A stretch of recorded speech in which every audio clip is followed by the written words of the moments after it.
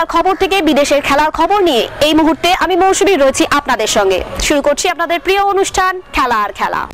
ফুটবলের ডায়েরি নিবেদন করছে সংবাদ প্রতিদিন। ভারের পর ফের এক যুগান্তকারী সংযোজন ঘটতে চলেছে ফুটবলে। এতদিন শাস্তি হিসাবে খেলোয়াড়কে দুই ধরনের কার্ড দেখাতে পারতেন রেফারি। সতর্কবার্তা হিসাবে হলুদ কার্ড ও মাঠ ছাড়ার নির্দেশ হিসেবে লাল কার্ড। এবার থেকে আর এক রঙের কার্ড দেখাতে পারেন রেফারিরা। সেই কার্ড চালু হতে চলেছে নীল রঙে। খুব শীঘ্রই আন্তর্জাতিক ফুটবল অ্যাসোসিয়েশনের বোর্ড এই নিয়ম চালু করবে। লাল কার্ড দেখলে যেমন খেলোয়াড়কে ম্যাচের বাকি সময়টার জন্য মাঠের বাইরে থাকতে হতো, সেখানে নীল কার্ড দেখিয়ে খেলোয়াড়কে 10 মিনিটের জন্য মাঠের বাইরে রাখতে পারবেন রেফারিরা। গুরুতর ফাউল কিংবা রেফারির সিদ্ধান্ত অস্বীকার করলে এই কার্ড প্রয়োগ করা যাবে। এই অনুষ্ঠানের জন্য স্মার্ট তরুণী অ্যাঙ্কার শীঘ্রই প্রয়োজন। আগ্রহীরা আজই ফোন করুন 9836938876 9836938876। সেপ্টেম্বরে শুরু উয়েফা নেশনস লিগ। একই গ্রুপে খেলতে দেখা যাবে বিশ্বকাপ runner up France, European champion Italy এবং বেলজিয়ামকে। গ্রুপ A-2-তে এই তিন দলের সঙ্গে রয়েছে ইসরায়েল। A-1-এ আছে ক্রোয়েশিয়া, পর্তুগাল, পোল্যান্ড, স্কটল্যান্ড। A-3-তে হল্যান্ড, হাঙ্গেরি, জার্মানি, বসনিয়া ও হার্জেগোভিনা। A-4-এ Spain, Denmark, Switzerland, Serbia. League বি-এ খেলতে দেখা যাবে ইংল্যান্ড, চেক প্রজাতন্ত্র, ওয়েলস, ফিনল্যান্ড, গ্রিস, ওয়েলস, তুরস্কের মতো দলগুলোকে। লিগ সি-তে আছে সুইডেন, রোমানিয়া, বুলগেরিয়ার মতো 16টা দেশ। লিগ ডি-এ খেলবে 6টি দেশ। ক্রিকেটের ডায়েরি। এবার কি বোর্ডের কেন্দ্রীয় চুক্তি থেকে ছেটে ফেলা হবে ঈশান কিষানকে? তার ক্রিকেটারকে নিয়ে প্রবল বিতর্কের আবহে উঠে আসছে এই প্রশ্ন। ইতিমধ্যেই বোর্ডের তরফে কড়া বার্তা দেওয়া হয়েছে ঝাড়খণ্ডের উইকেট কিপার ব্যাটারকে। দিন কয়েক আগে জানা গেছিল বেশ কয়েকজন ক্রিকেটারকে নিয়ে ক্ষুব্ধ বিসিসিআই। কারণ আইপিএল শুরু হতে এখনো বেশ কিছু সময় বাকি, তার আগেই মেগা টুর্নামেন্ট নিয়ে ব্যস্ত হয়ে পড়েছেন ক্রিকেটাররা। রঞ্জি ট্রফির মতো টুর্নামেন্টকেও গুরুত্ব দিচ্ছেন না তারা। এই খবর প্রকাশ্যে আসার পরেই জল্পনায় উঠে আসে ঈশানের নাম। কারণ মানসিক অবসাদের কারণ দেখিয়ে দক্ষিণ আফ্রিকা সফর থেকে নিজেকে সরিয়ে নিয়েছিলেন তিনি, কিন্তু কয়েকদিনের মধ্যেই পার্টি আর টিভি শো করতে দেখা যায় তাকে। কাব্বা টেস্টে অস্ট্রেলিয়ার বিরুদ্ধে বিধ্বংসী বোলিং করার পুরস্কার পেলেন সামার জোসেফ। ওয়েস্ট ইন্ডিজের প্রথম ক্রিকেটার হিসেবে তিনি আইসিসি মাসের সেরা সম্মান পেলেন, সে খবর জানানো হয়েছে। তার সঙ্গে সেরা দৌড়েছিলেন ইংল্যান্ডের অলি পোপ ও অস্ট্রেলিয়ার জর্জ হেজলউড। উল্লসিত জোসেফ বলেছেন, দারুণ অনুভূতি হচ্ছে এমন সম্মান পেয়ে। 100 টেস্টের মাইলস্টোনের সামনে দাঁড়িয়ে রয়েছেন বেন স্টোকস। রাজকোটেই তিনি স্পর্শ করবেন এই অনন্য কীর্তি। তার আগে ইংল্যান্ড অধিনায়কের প্রশংসায় উচ্ছ্বসিত অলি পোপ। ক্রিকেটের চেহারায় স্টোকস বদলে দিয়েছেন বলে তার দাবি। তার কথায় অনেক দিক থেকেই ক্রিকেটে পরিবর্তন এনেছেন স্টোকস। দলের দরকারে সেরাটা উজাড় করে দিতে সক্ষম। লর্ডসে অ্যাশেজ টেস্টে প্রচন্ড চাপের মুখে ওর ইনিংসে আমি মোহিত হয়ে পড়েছিলাম। 99টি টেস্টে ও যে কতবার বিপদের মুখে পরিত্রাতা হয়ে উঠেছে তার কোনো ইয়াত্তা নেই। বয়স যে কেবল একটি সংখ্যা তা আবার প্রমাণ করে দিলেন ইমরান তাহির। 44 বছর বয়সেও একের পর এক ম্যাচে উইকেট নিয়ে চলেছেন তিনি। দক্ষিণ আফ্রিকার এই প্রাক্তন স্পিনার টি-20তে 500 উইকেট নিলেন। বাংলাদেশ প্রিমিয়ার লিগে এই নজির গড়েছেন তিনি। বাংলাদেশ প্রিমিয়ার লিগে রংপুর রাইডার্সের হয়ে খেলেন তাহির।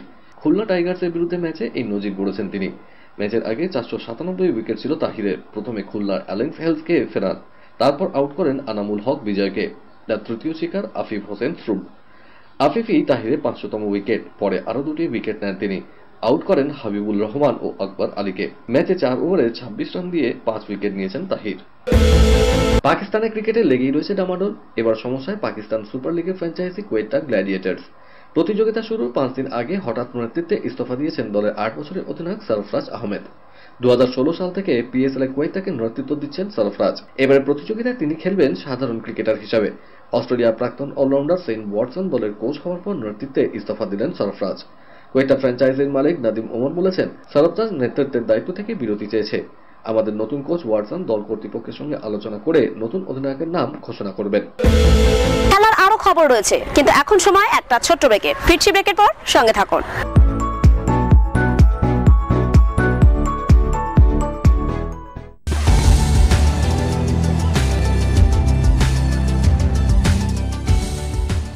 কেআরকে নিউজ মিডিয়া প্রযোজিত সাপ্তাহিক বিনোদন অনুষ্ঠান বিনোদন.com দেখুন প্রতি শনিবার ঠিক রাত 10টা 15 আপনাদের প্রিয় চ্যানেল ভিশনে।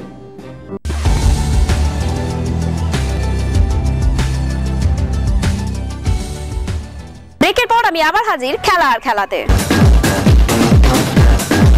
বিদেশের ডায়েরি। পিএসজি ট্রফি ক্যাবিনেটে সাজানো রয়েছে অগণিত খেতাব। তা সত্ত্বেও পিএসজির সংগ্রহশালা পূর্ণতা পায়নি। অধরা মাধুরী একমাত্র চ্যাম্পিয়ন্স লিগ। এবারে চ্যাম্পিয়ন্স লিগের নকআউট পর্ব ইতিমধ্যেই শুরু হয়েছে। আজ রাতে পিএসজি মুখোমুখি হবে স্প্যানিশ ক্লাব রিয়াল সোসিয়েদাদের বিরুদ্ধে। নিজেদের ঘরের মাঠে বাগবে পাসে জিতে প্রথম খেতাব জয়ের স্মরণে পা রাখতে চান লুই এনরিকের ছেলেরা। ঘরের মাঠেই সপ্তাহান্তের লিগ ওয়ানের গুরুত্বপূর্ণ ম্যাচে লিয়ের বিরুদ্ধে পিছিয়ে পড়ে 3-1 গোলের ব্যবধানে হারিয়েছে পিএসজি। অন্যদিকে সোসিয়েদাদ ঘরের মাঠে ওসাসুনার কাছে অবিশ্বাস্যভাবে 0-1 গোলে পরাজিত হয়েছে।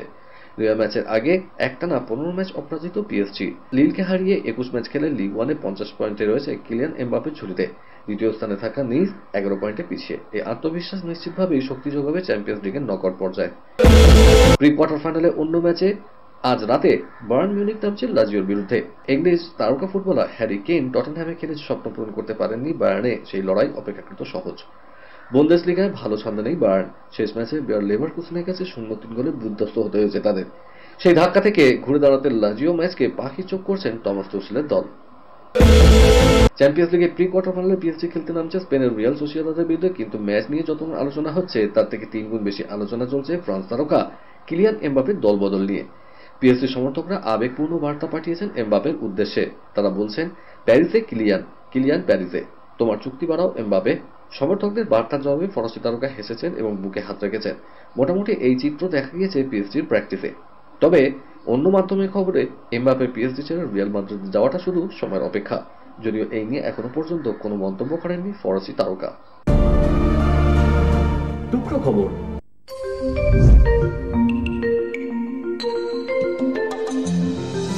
সর্বভারতীয় কুস্তি সংস্থাকে নিলম্বিত করেছিল ইউনাইটেড ওয়ার্ল্ড রেসলিং বা কুস্তির বিশ্ব সংস্থা।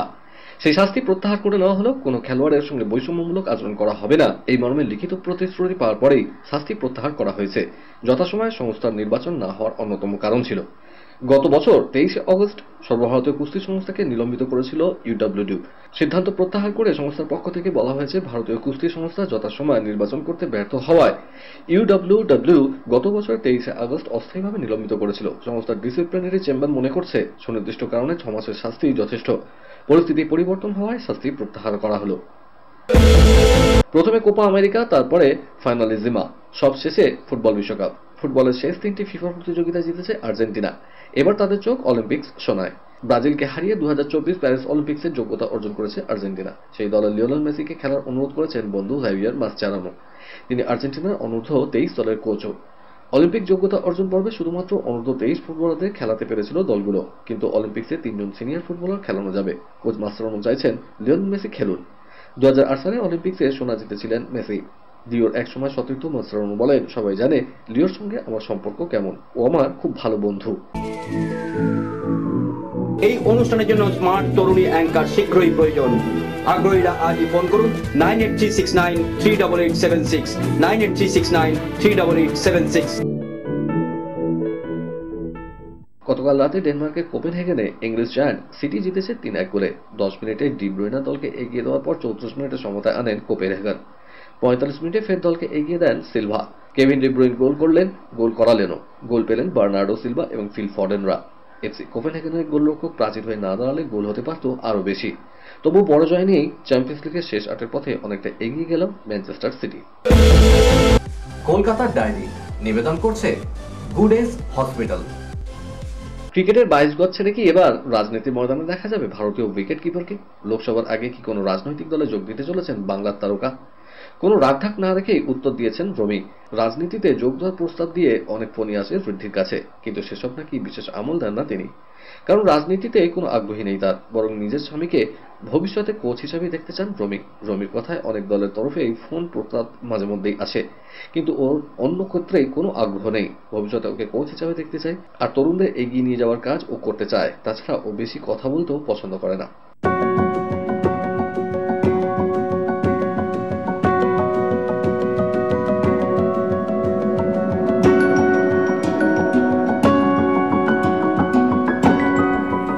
সুপার কাপে ইস্টবেঙ্গলকে খুঁজে পাওয়া গেল না গতকালের যুব ভারতীতে। দ্বিতীয় পক্ষে ডার্বির লাল হলুদকেও দেখা গেল না।